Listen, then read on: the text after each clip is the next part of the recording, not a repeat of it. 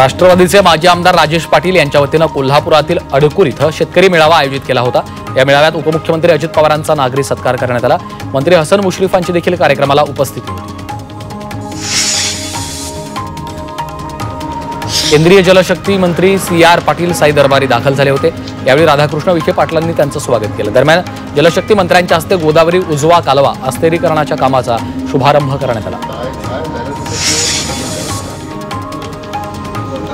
लोणावळ्यातील तज्ञ समितीमधील 2 सदस्यांच्या नियुक्तीवर राष्ट्रवादी शरद पवार पक्षाने आक्षेप घेतलाय। शहराच्या विकासासाठी न्यायालयाच्या आदेशाने तज्ञ समिती स्थापन करण्यात आली होती। ही नियुक्ती न्यायालयाच्या माध्यमातून होणं अपेक्षित होतं। दरम्यान या नियुक्त्या रद्द करण्याची मागणी केली आहे।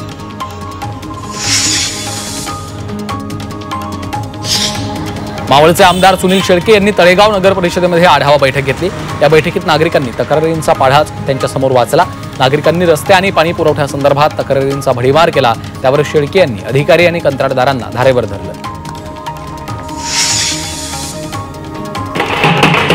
नागपुरात जातनिहाय जनगणनेचा निर्णय झाल्यानंतर राष्ट्रीय ओबीसी महासंघाकडून जल्लोष करण्यात आला। राष्ट्रीय ओबीसी महासंघाचे अध्यक्ष बबनराव तायवाडे यांचा देखील सत्कार केला। यावेळी ओबीसी बांधवांनी फटाके फोडून लाडू वाटत आनंद साजरा केला। चंद्रपुरात महावितरणच्या नागपूर प्रादेशिक कार्यालयाच्या अंतर्गत परिमंडळीय नाट्य स्पर्धांना उत्साहात सुरुवात झाली। या स्पर्धा 2 दिवस चालणार असून या स्पर्धेत एकूण 4 नाटकं सादर होणार आहेत। तर महावितरणच्या कर्मचाऱ्यांच्या कलागुणांना मंच मिळावा यासाठी स्पर्धा आयोजित केली जाते।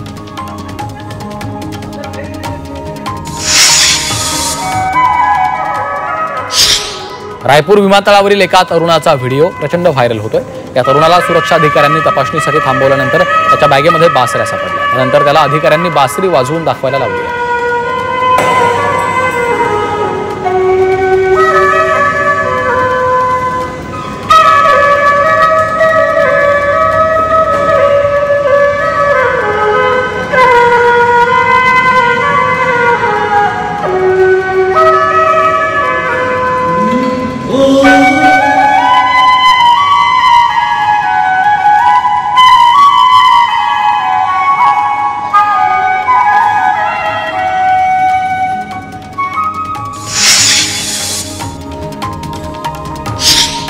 मुख्यमंत्र्यांच्या 100 दिवसांच्या कार्यालयीन सुधारणा कार्यक्रमात जळगाव जिल्हाधिकारी कार्यालयानं 3रा क्रमांक पटकावलाय। जिल्हाधिकारी कार्यालयानं 80.86 गुणांसह 3रा क्रमांक पटकावला। तर जळगाव पोलीस अधीक्षक कार्यालयानं सुद्धा 65.71 गुणांसह 3रा क्रमांक पटकावलाय।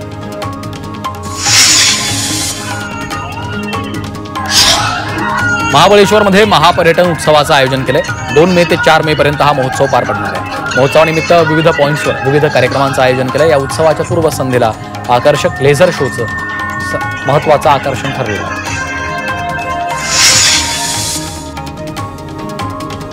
पिंपरी चिंचवड पोलीस आयुक्तालयातील पोलीस अधिकारी आणि कर्मचाऱ्यांचा सन्मान करण्यात आला। 20 पेक्षा अधिक अधिकाऱ्यांना पोलीस महासंचालक पदक आणि विशेष सेवा पदक प्राप्त झालेलं आहे। त्यांचा पोलीस आयुक्त विनकुमार चौबे यांनी सन्मान केला आहे।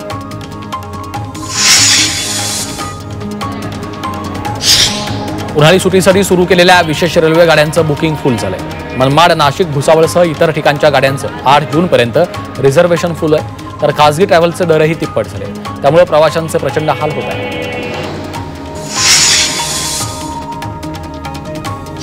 वाशिम जिल्ह्यात स्वस्त धान्य योजनेचा लाभ घेण्यासाठी ई-KYC प्रक्रिया बंधनकारक करण्यात आली आहे। सध्या जिल्ह्यात 2,37,000 लाभार्थ्यांची KYC प्रलंबित आहेत। तर आतापर्यंत केवळ 7,92,000 जणांची KYC पूर्ण झाली आहे।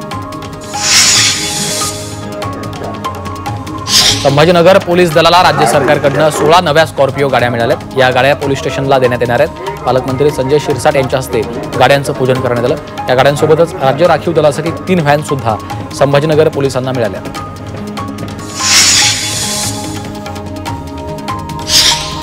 पुणे पिंपरी चिंचवडमधील PMRDAचा विकास आराखडा मुख्यमंत्र्यांच्या आदेशानुसार रद्द करण्याची प्रक्रिया सुरू झाली। मात्र विकास आराखडा रद्द केला तरीही PMRDAच्या विकास कामांवर कुठलाही परिणाम होणार नसल्याचं महानगर आयुक्तांनी स्पष्ट केलं। जळगावातील लावण्या सोनवणे या विद्यार्थिनीनं doctor Homi Bhabha talent search या परीक्षेत महाराष्ट्रातनं 3रा क्रमांक तर खानदेशातून प्रथम क्रमांक पटकावलाय। तर लावण्याला इस्रोमध्ये 4 दिवसांच्या भेटीसह उपग्रह अवकाश संशोधनाची माहिती जाणून घेण्याची संधी मिळाली। डॉक्टर बाबासाहेब आंबेडकर मराठवाडा विद्यापीठाच्या पदवी आणि पदव्युत्तर परीक्षांच्या तारखांमध्ये बदल करण्यात आला।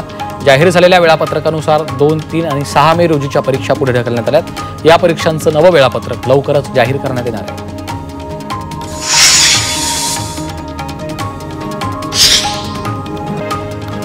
पिंपरी चिंचवड शहरातील आदित्य बिर्ला हॉस्पिटलला महापालिकेनं दणका दिला। रुग्णालयाला विनापरवाना जाहिरातबाजी करणं महागात पडलं। महापालिकेनं रुग्णालयाला 25,000चा दंड ठोठावलाय, तर रुग्णालय आणि बाहेरच्या परिसरात लावलेले अनधिकृत होर्डिंग्सही हटवण्यात आले।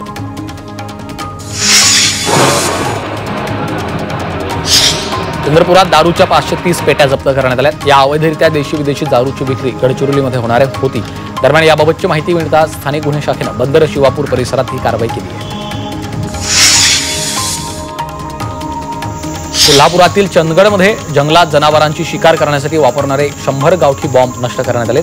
काही दिवसांपूर्वी या ठिकाणी 100 गावठी बॉम्ब आढळले होते, त्यामुळे कोर्टाच्या आदेशानुसार हे गावठी बॉम्ब नष्ट केले।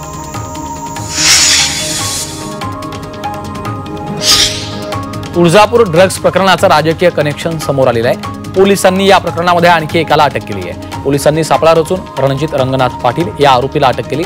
बार्शीमधून अटक केलेल्या या आरोपीचे राजकीय पक्षांशी संबंध असल्याची माहिती पोलिसांनी दिली आहे, त्यामुळे पोलीस तपासात मोठ्या राजकीय नेत्यांचं नाव उघड करण्याची शक्यता आहे। दरम्यान तुळजापूर ड्रग्ज प्रकरणात आतापर्यंत 15 आरोपींना अटक झाली आहे, तर 21 आरोपी अद्यापही फरार आहेत।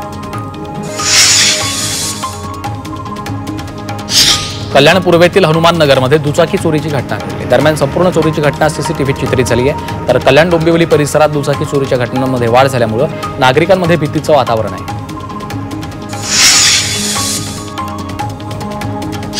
अमरावतीमधील खोलापुरीत एका पत्नीनं स्वतःच्या पतीला मारहाण करत त्याला लुटण्याचा कट रचला। प्रॉपर्टीचा हिस्सा आणि दर महिन्याला 15,000 रुपये देणार असा मॅरेज कॉन्ट्रॅक्ट करून या महिलेनं लग्न केलं। मात्र पतीनं पत्नीचं आश्वासन पाळलं नाही, त्यामुळे पत्नीनं 1200 रुपयांमध्ये पतीला लुटण्याची सुपारी दिली। त्यामुळे पतीला मारहाण करत त्याच्याकडनं 95,000चा ऐवज लुटला।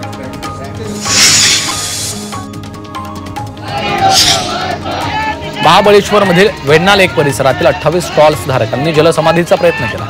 पोलिसांना गुंगारा देत वेण्णा लेकच्या दुसऱ्या दिशेला आंदोलन केलं। या आंदोलनात 4 आंदोलकांना पोलिसांनी ताब्यात घेतलं। 2 वर्षांपूर्वी वन विभागानं या आंदोलकांचे स्टॉल्स काढून टाकले, त्यामुळे या 28 कुटुंबांवर उपासमारीची वेळ आली आहे। उच्च न्यायालयानं जिल्हाधिकाऱ्यांना 4 आठवड्यात यावर तोडगा काढण्याचे आदेश दिले।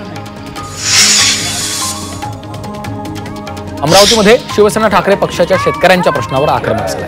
यावेळी अरविंद सावंतांच्या नेतृत्वात शेतकऱ्यांच्या विविध मागण्यांसाठी ट्रॅक्टर ग्रामीण भागातून शेतकरी ट्रॅक्टरसह अमरावती शहरात दाखल झाले।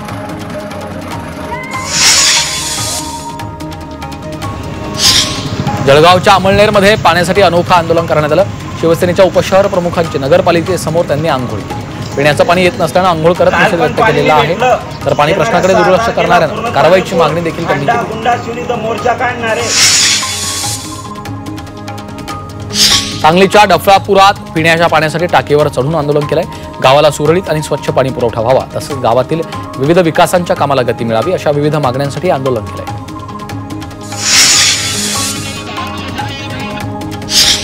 उल्हासनगरातील पाणी टंचाई विरोधात शिवसेना ठाकरे पक्षानं महापालिकेच्या बाहेर होम हवन करत आंदोलन केलं। महापालिकेनं पाणीपट्टीत वाढ केली आहे, तर परिसराला पाणी पुरवठा सुरळीत होत नसल्यानं नागरिकांनी आक्रमक होऊन आंदोलन केलं। कोल्हापुरातील पंचगंगा नदी प्रदूषणमुक्त करण्यासाठी कृती आराखड्याला राज्य सरकारनं मंजुरी दिली आहे। जिल्हा प्रशासन आणि स्थानिक स्वराज्य संस्था या आराखड्याची अंमलबजावणी करणार आहेत, तर नदी प्रदूषणमुक्त करण्यासाठी उपाययोजना केल्या जाणार आहेत।